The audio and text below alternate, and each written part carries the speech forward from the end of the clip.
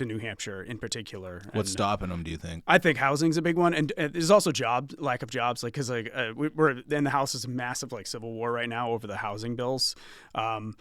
There's a bunch of activists on one side that are very much against any of them. All of them, just the principle, the very concept of them. The Republican side or the Democrat Republican side. The Democrats are split too. Like they say there are like a lot of Dem bills, but a third of them are voting against it too. So this isn't so much a partisan split. I think it's partially generational because like a lot of people in our caucus that are opposed to these bills are in the older generation, like the boomers. Boomers or late Gen X. Mm-hmm. The activists in particular are late Gen X, and like it's kind of like they're accusing our side, like the side that are supporting the housing reform and like trying to fix like these zoning problems of being quote unquote communists, right? Mm-hmm. Like because of top down government, but it's like they don't realize that they're speaking from a position where they want the small town governments to be the ones that are telling me I don't own my property because some guy across town has different opinions on what my property should do. Mm-hmm. Like I see that as like way more communist than the state coming in, because I believe that in the role of like federalism and the different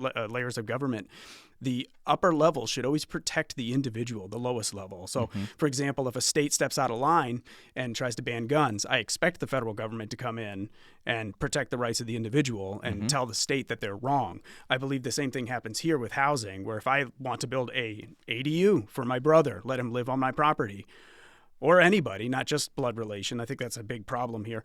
That's actually a bill we try to fix as well. But if I want to build an ADU and rent it to anybody, it's my property, right? I should be allowed to do that. And if my town is telling me, no, you can't do that for some arbitrary reason, I believe the state should step in and protect the rights of the individual property owner. The state's the one that is already imposing most of the regulations on property as it is. With some, like DES and stuff like that, especially the Department. So the Department of Environmental Services is the one that has like a huge list of things that have to do with like septic and water and stuff like that. That's all environmental. Right. And when it comes to like a purity test, like if you have like a Liberty guy that's like, well, I believe I should be able to do whatever I want. And then if my neighbor has a problem with me, he could take me into court and we can sort it out that way. I believe that from that purity standpoint, I think the middle ground is allowing something like a DES to come in and say, okay, well, septic does run off, and depending on your soil type, you could be affecting your neighbor's property. You could be affecting the groundwater that everybody shared.